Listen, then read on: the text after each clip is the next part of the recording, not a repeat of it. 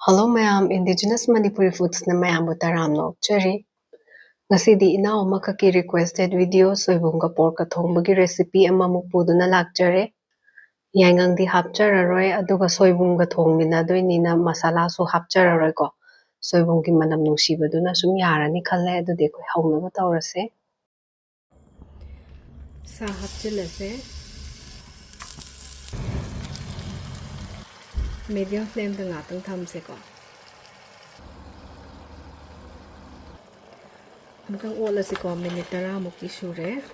khara otbirase makhada napsindana bako aina ngasi lawjariba sase kg ama makhai ne bako ado machu adagi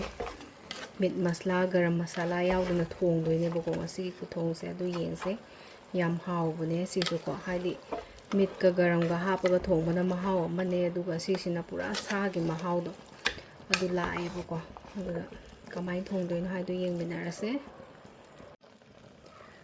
minute 10 sure ko amuko olase masagi mahi thokcharakpanina napsin pochin babudi tawde bako adugo mathak thangba sa singdo amuka makhada thamba adumaina sum tawse bako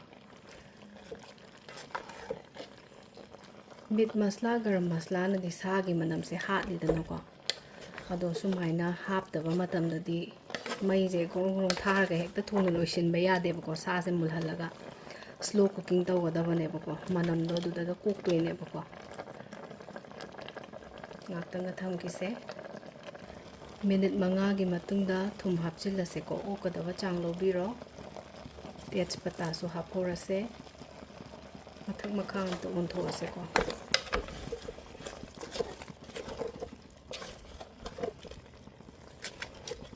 yarani thamkise mai high flame da thambi ganu medium to low da sum thongse ko khara matam di changbane adubu yamna di hawdoini ko minute 10 muk sure ko sing hapchin birase sing mana lerga di hapchin biro samaroi gi mapan gi sarukto adu ingondo sum hawbani na hapchin jare leiba machine na hapiro leitraga na skip to biro ko samaroi gi makuki changdo han hapjarage itang otlase ko sing mana hapase manam yam nungsibane mayamna so hena khangbiramgani ko leiragadi soidana hapiro leitaba singduna samaroi na mahut sinbiyo kaisu kaide ko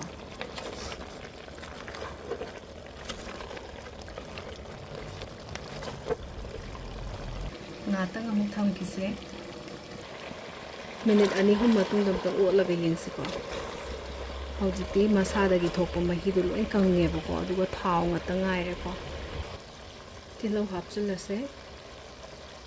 chanam se lawgadaba changdo lawbiro aduga khar khakpiramako aroibage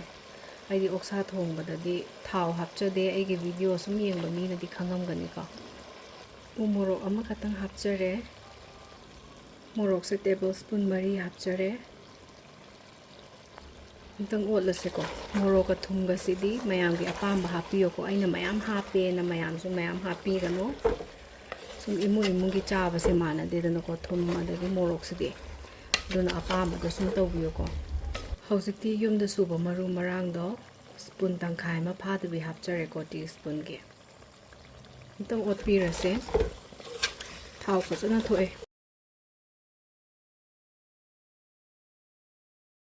manam su khulung siam tawre hojikti ngatang thamse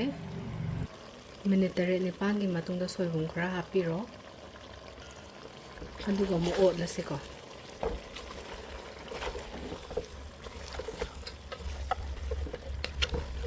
minute 10 muk thamse ko sumaina minute 10 gi matungda ising lawbiro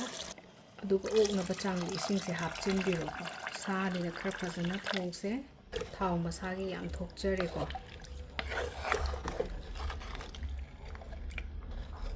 kitanga hapchagi ge makhum kupsilaga sawhalase sawrakpase ngatang oire amtang check tawthokse ko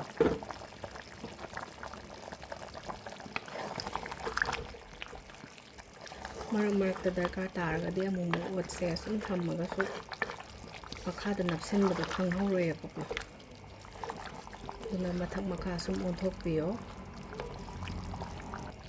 ꯉꯁꯤꯒꯤ ꯏꯟꯖꯥꯡꯁꯤꯗ ꯍꯥꯞꯆꯔꯤꯕ ꯃꯣꯔꯣꯛꯇꯣ ꯑꯩꯅ ꯌꯨꯝꯗ ꯇꯛꯈꯥꯏꯖꯕꯅꯦꯕꯀꯣ ꯃꯣꯔꯣꯛ ꯑꯉꯥꯡꯕ ꯑꯁꯥꯡꯕ ꯂꯩꯗꯥꯏꯅꯦ ꯑꯗꯨꯗꯨꯅꯦ ꯑꯗꯨ ꯂꯩꯇ꯭ꯔꯒꯗꯤ ꯗꯨꯀꯥꯟꯒꯤ ꯃꯣꯔꯣꯛ ꯃꯤꯔꯆꯤ ꯄꯥꯎꯗꯔꯗꯣ ꯁꯨꯝ ꯍꯥꯞꯄꯁꯨ ꯌꯥꯕꯅꯦ ꯍꯧꯖꯤꯛꯇꯤ ꯃꯈꯨꯝ ꯀꯨꯞꯁꯤꯜꯂꯁꯦ ꯑꯗꯨꯒ ꯁꯧꯍꯟꯈꯤꯁꯦ ꯁꯧꯔꯛꯏꯁꯦ ꯐꯅ ꯀꯨꯏꯔꯦ ꯑꯝꯇꯪ ꯆꯦꯛ ꯇꯧꯊꯣꯛꯁꯦ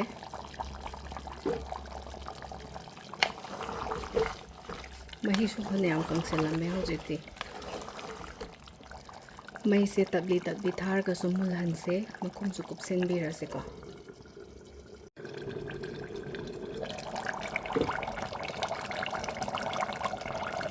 ꯃꯍꯤ ꯆꯥꯕ ꯄꯥꯝꯕ ꯃꯤꯁꯤꯡꯒꯤꯗꯤ ꯍꯧꯖꯤꯛ ꯑꯁꯨꯝ ꯊꯥꯡꯗꯔꯁꯨ ꯌꯥꯔꯅꯤ ꯐꯖꯅ ꯃꯨꯜꯂꯦ ꯑꯗꯨꯕꯨ ꯑꯩꯈꯣꯏꯒꯤꯗꯤ ꯃꯍꯤꯁꯦ ꯈꯔ ꯀꯪꯊꯍꯟꯖꯒꯦ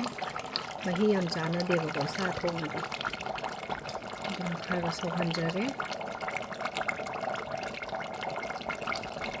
ꯃꯣꯔꯣꯛꯇꯨꯅ ꯐꯖꯅ ꯃꯆꯨꯒꯥꯁꯦ ꯐꯖꯔꯦ ꯍꯧꯖꯤꯛꯇꯤ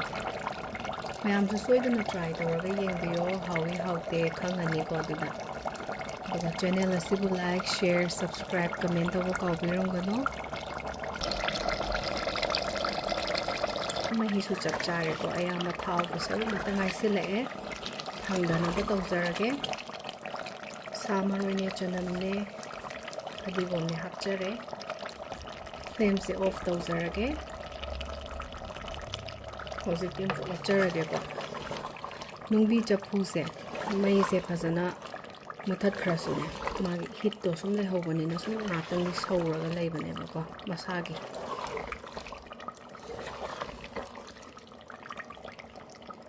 ꯃꯌꯥꯝꯁꯨ ꯉꯁꯤꯒꯤ ꯔꯦꯁꯤꯄꯤꯁꯦ ꯁꯣꯏꯗꯅ ꯇ꯭ꯔꯥꯏ ꯇꯧꯕꯤꯌꯨ ꯑꯗꯨꯒꯤ ꯃꯊꯪꯒꯤ ꯕ꯭ꯂꯣꯛꯇ ꯑꯃꯨꯛ ꯎꯅꯔꯁꯦ ꯈꯨꯔꯨꯝꯖꯔꯤ ꯃꯌꯥꯝ